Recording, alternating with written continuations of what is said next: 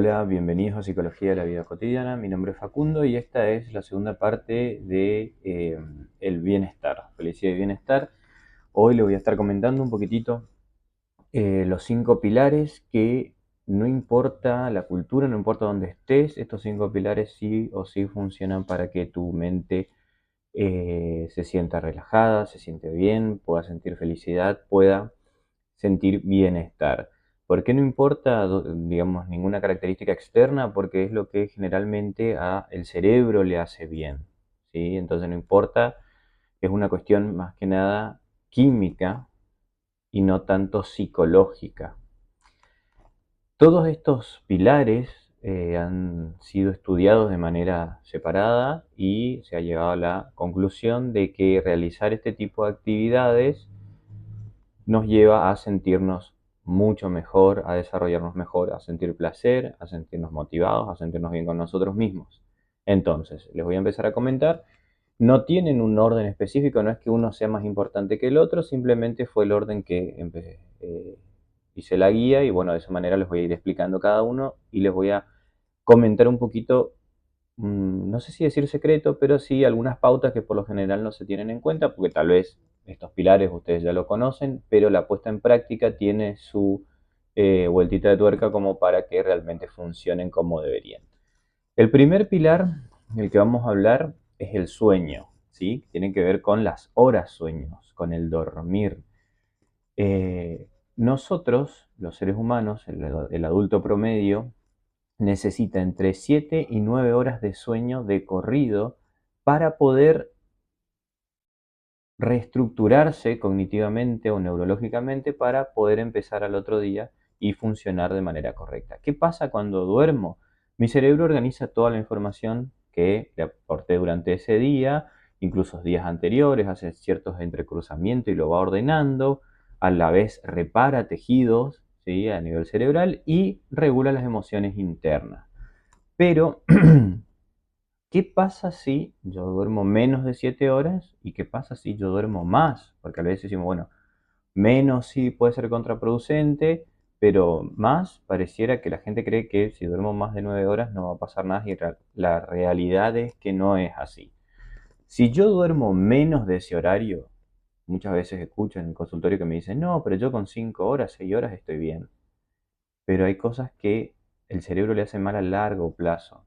Hay cosas que incluso a corto plazo no podemos dar cuenta que tiene que ver con el rendimiento. Si yo duermo menos de 7 horas, mi cerebro no solo no se acomoda, no se regenera, sino que no descansa lo suficiente como para que todos mis procesos atencionales, de memoria, reacción, estén al 100% para poder realizar mi rutina diaria y para resolver problemas incluso de situaciones con las que yo no cuento que son inesperadas. Si yo no descanso bien, mi capacidad para resolver un problema disminuye en un 40%, que es un porcentaje bastante elevado si tenemos en cuenta cuestiones de la vida cotidiana. Si yo no duermo bien, no solo me va a afectar a nivel psicológico, sino también me va a afectar a nivel fisiológico y anatómico. Hay un aumento de la probabilidad de padecer problemas cardiovasculares, tipos de diabetes, incluso obesidad está relacionado con los cortos periodos de tiempo en los que se duerme. Y a nivel psicológico nos afecta porque nos puede generar aumento de nuestra ansiedad al otro día y aumenta la probabilidad de tener depresión. Ahora, si yo me paso de las horas del sueño, tampoco rindo bien. ¿Por qué? Porque mi cuerpo se siente aún más agotado. Cuanto más duermo, pareciera que más sueño tengo.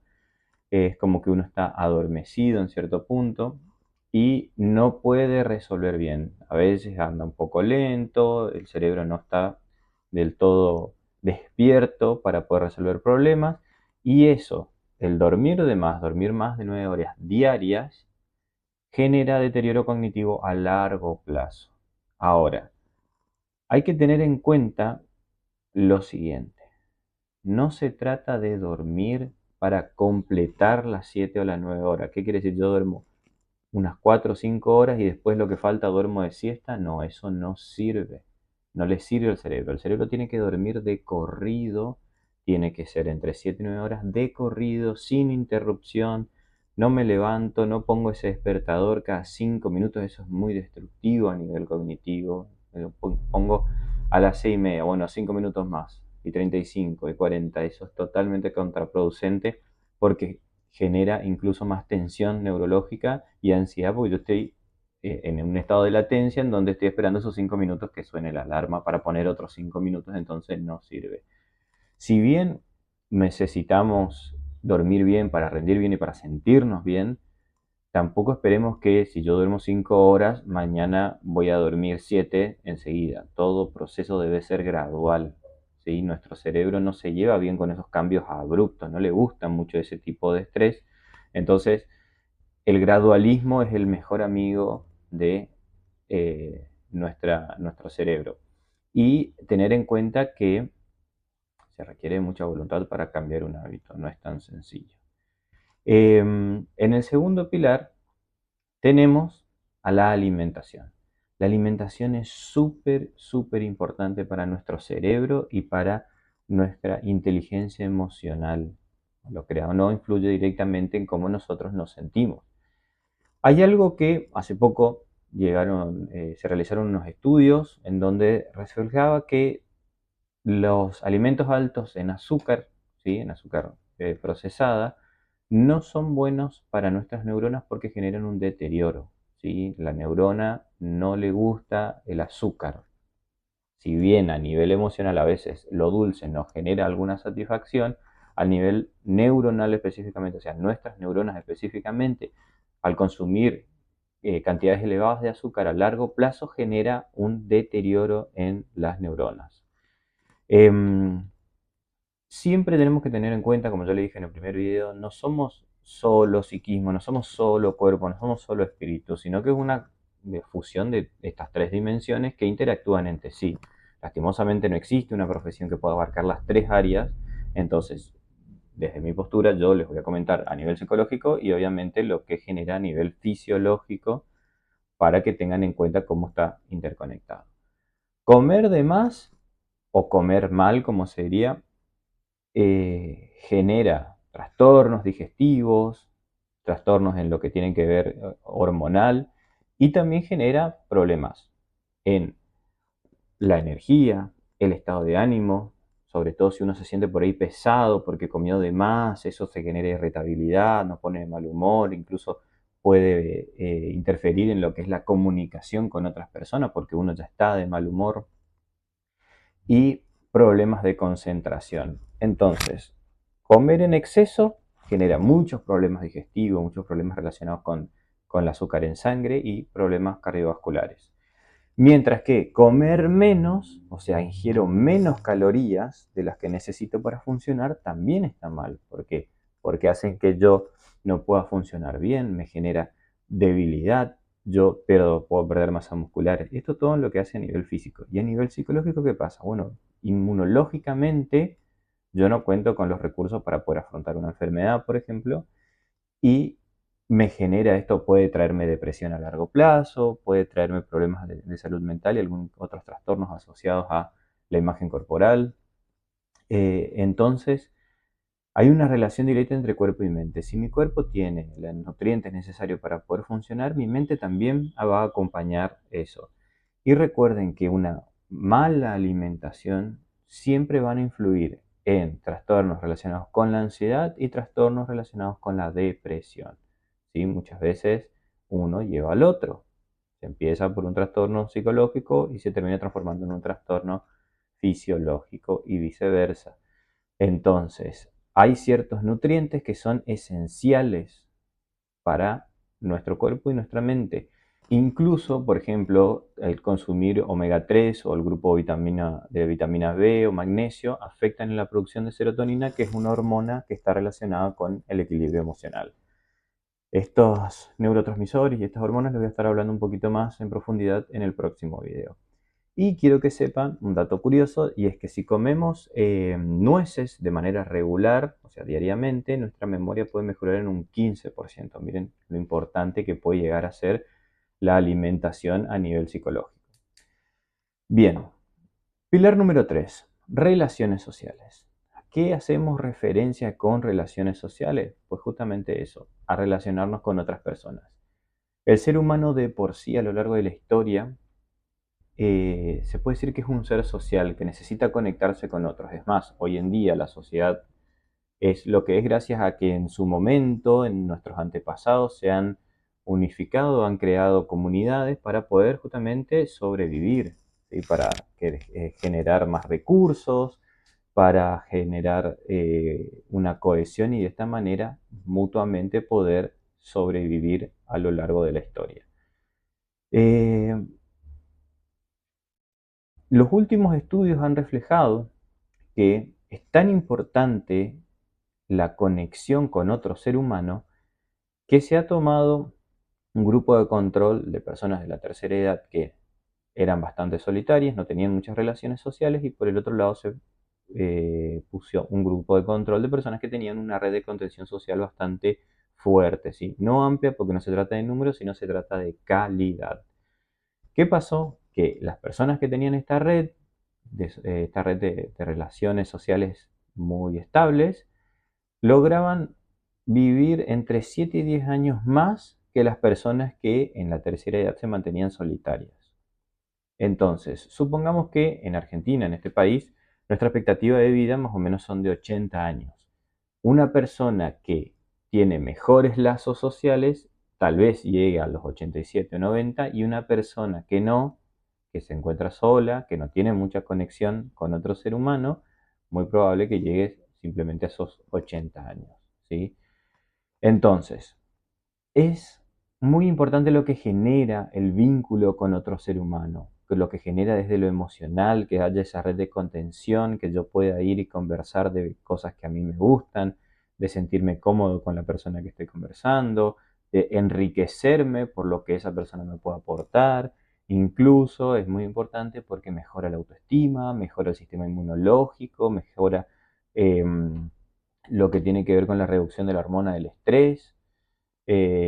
Entonces te da sentido de pertenencia. Estar en un grupo y ser parte de eso y ser tenido en cuenta en ese grupo nos hace sentir bien.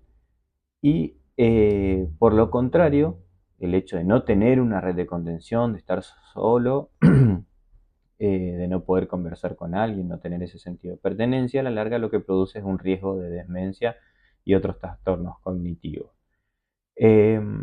Y justamente acá hay un paralelismo un poco con el próximo video que tiene que ver que si uno se abraza durante 20 segundos con otra persona, sobre todo si esa otra persona tiene un valor emocional elevado para nosotros, se libera una hormona que se llama oxitocina que nos genera felicidad, reduce la ansiedad y mejora nuestro estado de ánimo. Miren qué sencillo, un abrazo, 20 segundos. A ver, aclaro, se va a liberar oxitocina por más que no tenga, no haya una relación directa o un afecto hacia esa persona que nos abrace, porque eso es un mecanismo fisiológico que tenemos los seres humanos. Pero mientras más conexión emocional yo tenga con esa persona, mayor es la intensidad o el placer que sienta cuando tengo esta demostración de afecto. Ahora, aclaro, porque tal vez hay muchas personas que dicen, no, a mí no me gusta relacionarme, yo soy muy antisocial, me cuesta, no tengo habilidades sociales, que eso se puede trabajar, no hay duda de eso. Yo creo que lo esencial de este pilar es que uno tiene la capacidad de elegir con quién desea relacionarse, ya sean amigos, parientes, compañeros de trabajo, etcétera, etcétera. Uno debe elegir con quién relacionarse, porque no es simplemente salir y hablar con todo el mundo y si hay alguien que no me agrada, bueno, me quedo porque esto a mi cerebro le va a hacer bien a largo plazo. No, si yo no me llevo bien con la persona, no tengo nada en común, es más, me genera emociones negativas, obviamente que no voy a relacionarme con ese tipo de personas. Voy a buscar las personas que a mí me generen algún tipo de satisfacción o que me dé placer charlar con ellas o que me aporten algo positivo a mi día a día. Por eso hay que tener esto en cuenta, porque si no caemos en la idea de que simplemente el hecho de charlar con cualquiera ya me va a generar un beneficio a nivel neurológico y emocional y no siempre es así. Debemos elegir con qué personas nosotros nos sentimos a gusto. y, como le decía, es una cuestión de calidad y no de cantidad. No es necesario tener 1000 amigos, sino que lo suficiente como para poder relacionarme y satisfacer esta necesidad para poder sentirme mejor. En lo que hace al cuarto pilar tenemos eh, un área que por ahí, o sea, yo decidí llamarlo de esta manera porque me parece que es un poco más entendible, pero se lo puede, a veces se lo denomina de otra forma. El nombre que yo le elegí para el cuarto pilar es el trabajo, porque el trabajo a nosotros nos da sentido de pertenencia, nos da, nos estructura en nuestro día a día, nos da significado. Entonces, es importante entender que el trabajo, si bien tiene una función social y una función individual que tiene que ver que nos permite los recursos para poder vivir, ¿no es cierto? Que tiene que ver con una cuestión monetaria, también nos aporta algo positivo a nuestras vidas y es esta estructura y este sentido. Y acá está el otro nombre que por ahí a veces se le da a este pilar que tiene que ver con metas. Las metas pueden ser personales, obviamente, y hay otras metas que tienen que ver con el plano laboral, pero es muy importante entender que si el ambiente laboral es positivo, ahí también yo voy a tener interacciones sociales, o sea que puedo satisfacer dos necesidades neurológicas o dos pilares que a mí me van a generar felicidad en un mismo área. Entonces, vamos a tener en cuenta lo siguiente. El trabajo dignifica y nos da un propósito en esta vida. Pero si el ambiente laboral no acompaña, entonces sí es contraproducente. Entonces volvemos a lo que era el pilar anterior. Si yo me relaciono con personas que no me aportan algo, es más, son un ancla para mí o me generan algo negativo, eso está mal. No es lo ideal. Lo mismo pasa con el trabajo. Si el ambiente laboral, si el trabajo que yo estoy realizando a mí no me genera un bienestar, no se me siento motivado, es más, llega el domingo a la noche y me siento mal porque el lunes tengo que ir a trabajar, entonces hay algo que tenemos que hacer para cambiar. A veces el cambio está en directamente otro trabajo, que tal vez sea un poco complicado, y a veces el cambio está en la perspectiva que uno tiene del trabajo que está realizando.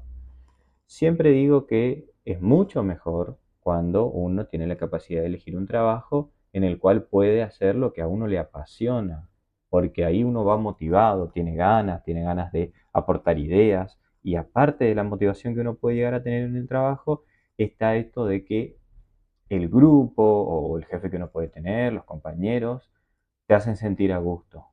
¿Qué quiere decir? Que lo que vos decís importa, tenés tu opinión, digamos, valga la redundancia, esto tenido en cuenta, hay una capacidad o una posibilidad de seguir avanzando, de que se lleven a cabo tus proyectos.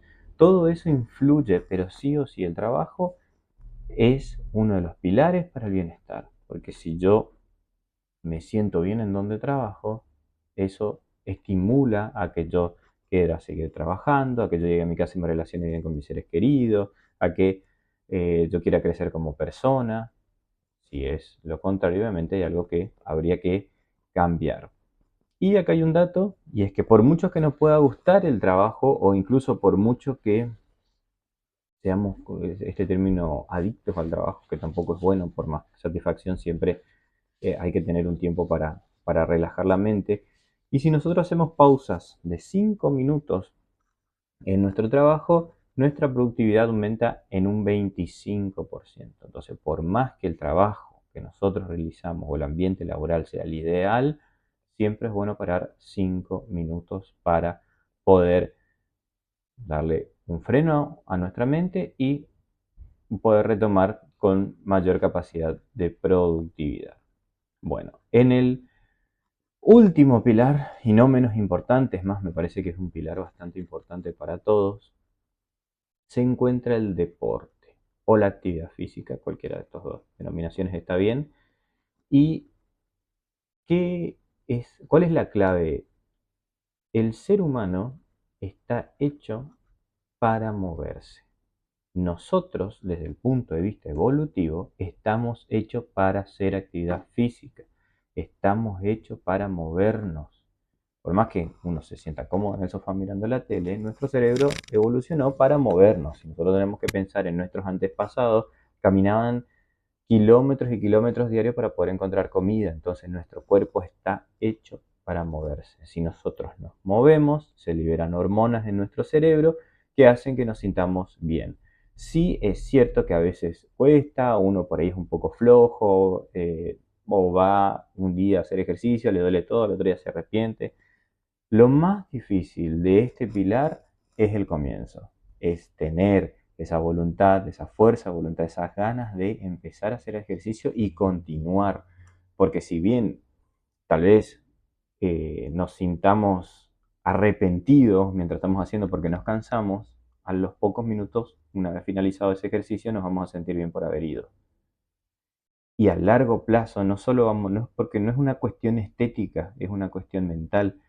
Si ustedes supiesen realmente que el beneficio mayor de la actividad física está a nivel psicológico y no tanto físico, todo el mundo haría actividad física. Tenemos que darle ese tiempo para que el cerebro o la química del cerebro se acomode a esta actividad. Ahora, tal vez hay personas que son muy autoexigentes, tal vez hay otros que tienen autoestima baja y dicen, no, pero yo nunca fui bueno para los deportes, a mí no me gusta, no me sale nada. Bueno, les cuento algo, la clave está en hacer el deporte. No tienen que ser profesionales, no tienen que ser el mejor, tienen que ser el deporte, es moverse, es hacer la actividad física. No importa si son buenos o malos, lo importante es cómo se sienten. Y lo mejor del deporte es que hay cientos de deportes, hay deportes individuales, hay deportes grupales, es el que elijan. Puede ser el que ustedes elijan y no tienen que ser buenos en eso. La clave está en que lo disfruten y lo puedan hacer a largo plazo, porque a largo plazo es donde van a tener la mayor cantidad de beneficios a nivel psicológico. Entonces, no sé, digamos que le gusta jugar al fútbol y se ponen en la cabeza de que tienen que ser como Messi y va a ser muy difícil. Messi, hay uno solo, incluso por más que practiquemos, creo que el porcentaje de que alguien llegue a ser como Messi es muy bajo. Pero lo importante es que cuando yo vaya a jugar al fútbol, socialice con estas otras personas, tener un lugar o sentido de pertenencia y encima mi cerebro va a estar generando ciertas hormonas que a mí me van a hacer sentir extremadamente bien a largo plazo. Y obviamente si yo me mantengo haciendo actividad física por mucho tiempo, eso se va a ver reflejado físicamente, entonces ahí aumenta la autoestima, el sistema inmunológico, la visión que uno tiene de su imagen corporal es positiva y estimula mucho pensamientos positivos porque uno se va dando cuenta de que hay un cambio interno, entonces eso es como un efecto bola de nieve, pero en este caso es positivo porque existe un efecto bola de nieve negativo, que le voy a hablar más adelante, pero acá es positivo porque una situación positiva nos lleva a la otra. Miren lo importante que es, eh, porque ayuda muchísimo a la neuroplasticidad del cerebro, que si quieren saber qué es, déjenme en los comentarios. Estimula muchísimo a evitar el deterioro cognitivo, ¿sí? A evitar enfermedades degenerativas. Y si nosotros hacemos simplemente 30 minutos de ejercicio por día, se puede reducir en un 50% el riesgo de depresión y mejora el sueño en un 65%. Ni siquiera estamos hablando de que son 3 horas, 4 horas que uno tiene que estar, son 30 minutos. Por eso, me encantaría que empiecen a poner en práctica estos pilares. Son sencillos de hacer, solo requieren de voluntad, que por ahí esa es la parte más difícil que tiene esto, es la voluntad de decir, che, quiero sentirme bien, quiero estar bien y bueno, tengo que hacer algo.